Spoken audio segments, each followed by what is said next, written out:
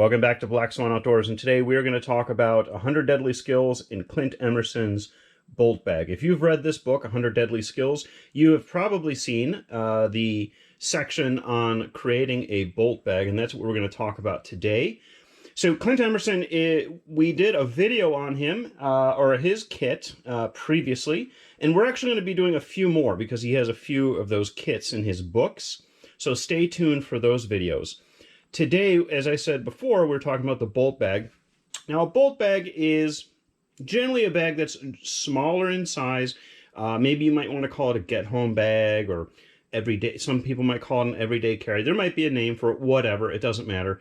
The idea here is that you have a small backpack that you're going to keep in the back of your car so that in case you run into any kind of emergency, that you can fall back on this bag. And the key part of this is that it's lightweight and highly functional. So you only have things in the bag that you're essentially going to need, and things that you would need in a dire circumstance of some kind. So this would be in any kind of operation. I would assume you would have this in the back, you could have this in the back of your car, in your house or whatever, so that you could just grab and go, and you have a little bit of supplies to get you to a safe haven, a safe house, or across a border, or whatever you needed to do. So without too much kind of build up here, let's get into his kit. So I've augmented, as the other videos we've done before, augmented the gear basically to essentially the stuff that I have, and also things that I would think would make sense for me, I guess. So first and foremost here, he has the backpack. This one's a 511 Moab 10. I think that's actually a pretty good size for a bolt bag. It's actually one of my favorite packs. My only downside in this pack, and I could do a review if anyone's interested on it. It's been around for a while. Very well designed, very well thought of. But the one problem that I have with this bag is it does not function very well if you overpack it. So you do need to keep the pack fairly light. The heavier the pack is, the less functional the pack becomes. So for a bolt bag, it's near perfect. So the next thing he had on here, and also let me mention, he had also suggested a messenger bag. Messenger bag in an urban environment is one of my favorite bags. It's what when I lived in a major metropolitan city and took public transportation. It's what I carried all the time. You can sit down on a bus or a train with it, keeping your bag and your items right on your lap in front of you. It really just serves really well to be able to get the things in an urban context very quickly, and it's going to blend in a lot better. Having a black backpack with Molly on it, a little too technical looking, probably gonna, raise some eyebrows. But, if you're in the middle of the night running down a road because your car broke down, who the hell cares?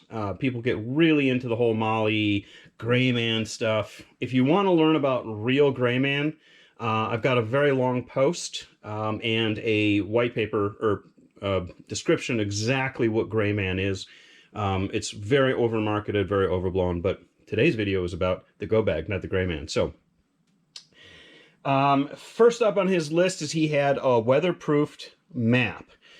So a map of his area. Today I'm just using a state map as an example, but for I think most people in our urban, our context here, civilian context, a state map would suffice. Maybe if you had some kind of broken down area maps, city maps, that kind of thing, that might be functional for you as well. A lot of times you can find weatherproofed or laminated city maps. So if you're in a large metropolitan area like Chicago or New York, LA, you can often pick those maps up already weatherproofed. Energy bar. He had energy bars on his list. He also had MRE as well, so for longer term. And this is something that I've kept in the back of my car. I had unexpectedly gotten into a weather condition with a big snowstorm. Had to pull off to get into a hotel. No restaurants were open at the time. Was pretty hungry, and I had breakfast and dinner in my pack. So I was super happy to have that. I think that's definitely a warranted item, well worth its weight. Then, of course, cash is king. If you've seen my video on 5 urban essentials, cash is one of those. So cash and a credit card, important, definitely. So next up then is a water bottle. I just have a small water bottle in here. Probably could go with something a little bit bigger. But certainly this size for me in an urban context is perfect. I prefer, when possible, to be able to drink out of a stainless steel bottle. Just seems the water tastes better, but you know, whatever water bottle you have. You could also just throw in just a you know, regular 99-cent, you know, water bottle from the gas station. All right, so as far as tools go, a multi-tool he has in there. I think that's a great addition. So many different uses for multi-tools. This is a Leatherman Wave. It's a little on the heavy side, but it has a lot of functionality, so I think it's well worth its weight in that regard. A tourniquet, again, very important, especially if you're in and around firearms or vehicular accidents, things like that. So definitely something. And with the tourniquet, if you ever come across a situation where you're using one tourniquet, most likely you're going to need other type of trauma equipment and a second tourniquet. So a small IFAK. This is my ankle IFAK that I carry in my backpack when it's not on my person. So I have a video on this. You can check that out for sure. Trauma shears to go along with this. I almost always myself keep my trauma shears also separate or in and around the IFAK. So also a lot of different uses for trauma shears than just cutting clothing and seatbelts. So they're very multifunctional. And then with that, he also has extra batteries. I have way more batteries than I probably need for the GPS particularly. Unfortunately, the flashlight, which is also on the list, this one is a USB charging one. So if I wanted to kind of, I probably would be better off doing a AAA based battery or flashlight than that. But for this video, you know, take what you want. These are just foods for thought. It's not like this is a you must do this kind of video. This is more of kind of, these are things they pack, and let's see what you got and how close you are to their pack if you want to put something together. So yes, so if you're ever in or around an area where you would need, or you're having a firearm, extra magazines, certainly helpful. He suggests 2 in the bolt bag. And then he also has GPS in there as well. So the GPS, I have done a couple videos on urban navigation, and a lot of times I think people forget how important land navigation skills are in urban context. And so if you wanted to put in, you know, some safe havens, safe house coordinates in here, or other different types of things you want to put inside the GPS, certainly that would be handy to have. We already talked about the flashlight, and then the last thing here is an extra phone. So what I would suggest, you know, maybe a burner phone, or what he says, a black phone. Black phones you could make. We have a whole video on covert communications and what you could do with an Android phone and how you can make that a little bit more low key.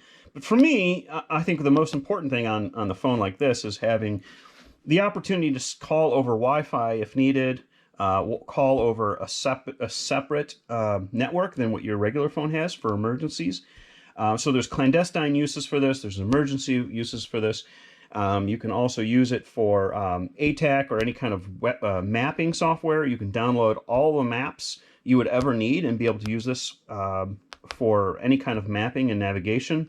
And then also for software-defined radio listening, so you could do some signals intelligence in the area to kind of get an idea of what's going on. But many uses for a spare cell phone.